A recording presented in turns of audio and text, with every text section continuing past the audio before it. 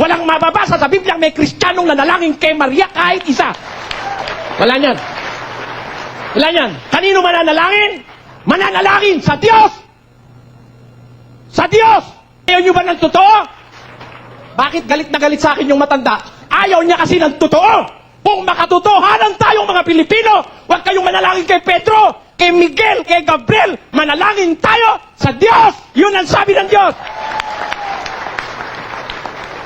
Ang hirap sa atin. Kung mo itinuro ng Katoliko, kahit walang batayan, doon tayo nagsisiksik. Hindi titino ang Pilipinas hanggang hindi marunong manalangin ang mga Pilipino. Walang titino. Sinabi na nga manalangin sa Diyos at huwag mag-uulit-ulit. Basta manalangin ka, taimtim sa puso mo. Kahit isang beses mo lang bigkasin, nauunawaan ka ng marunong sa lahat na Diyos. Amen?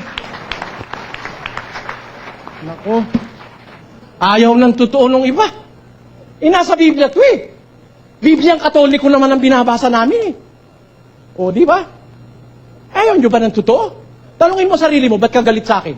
Kasi yung sinasabi ko, nakikilala mo yung mali mo na hindi tinuro sa'yo ng pari mo. Di ba ganun yun?